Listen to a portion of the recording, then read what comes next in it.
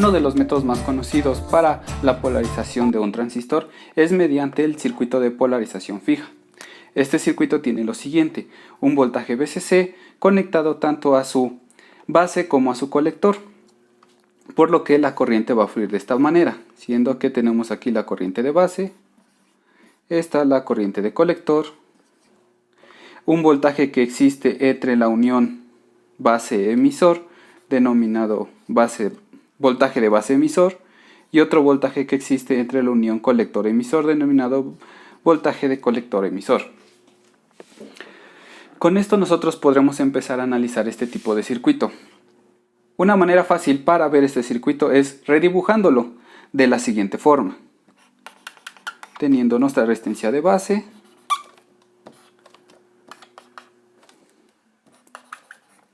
nuestra resistencia de colector, nuestra fuente de VCC y unido a tierra.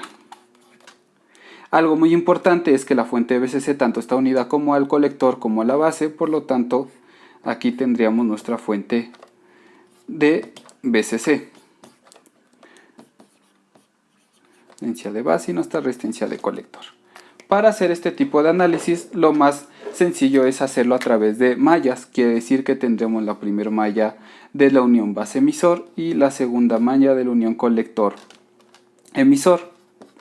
Tenemos la malla 1 y la malla 2. Gracias a este tipo de dispositivos es fácil realizar el análisis de manera independiente y que las ecuaciones se apliquen sin mayor problema. Lo primero que vamos a hacer va a ser determinar la ecuación de la malla 1.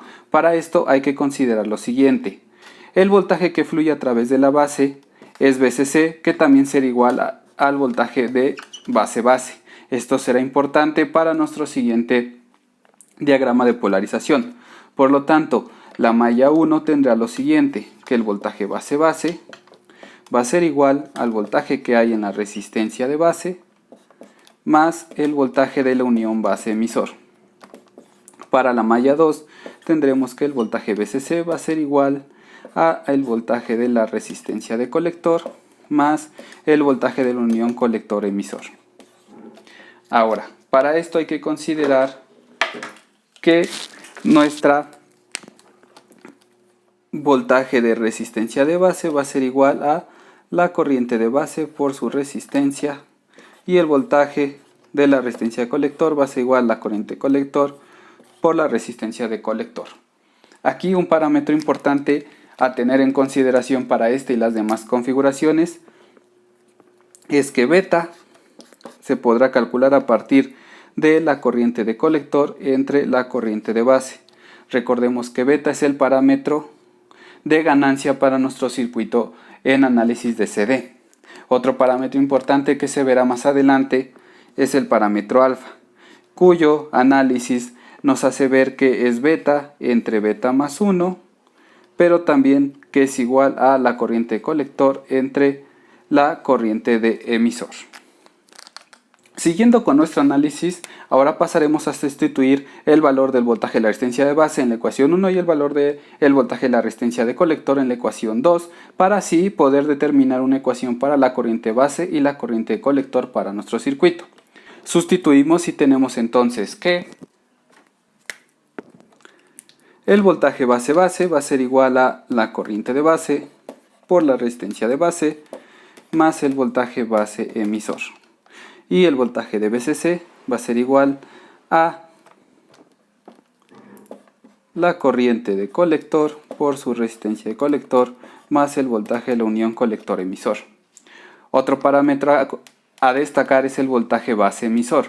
Este voltaje base-emisor, al estar dado por la unión del diodo entre las terminales, tendremos que su valor puede oscilar entre 0.3 y 0.7. lo cual se podrá definir para efectos prácticos para resolver algún problema con la polarización fija. Ahora, despejando la ecuación 1 y la ecuación 2 respectivamente para su corriente base y corriente colector, tendremos que las ecuaciones que determinarán los parámetros de nuestro circuito serán las siguientes: que la corriente de base va a ser igual a el voltaje base-base menos el voltaje base emisor entre la resistencia de base y la corriente del colector va a ser igual al voltaje VCC menos el voltaje de la unión colector-emisor entre la resistencia de colector. Con estas ecuaciones podremos entonces resolver cualquier problema que involucre a la polarización fija.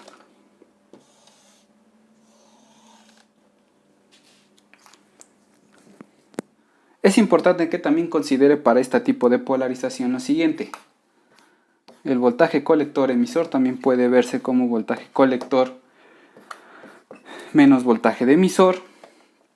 El voltaje colector-emisor, si el voltaje de emisor es 0, por lo tanto es voltaje de colector.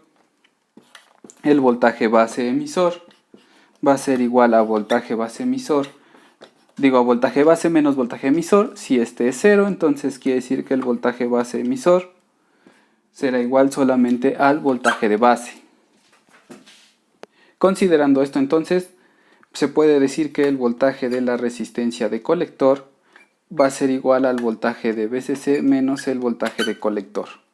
Recuerde que será diferente el voltaje que fluye a través de la resistencia como el voltaje de VCC. VCC en este caso será el voltaje conocido como voltaje de salida para nuestro transistor, y voltaje E de emisor será considerado también como un voltaje de salida siempre y cuando se escoja esta parte como elemento de salida de corriente.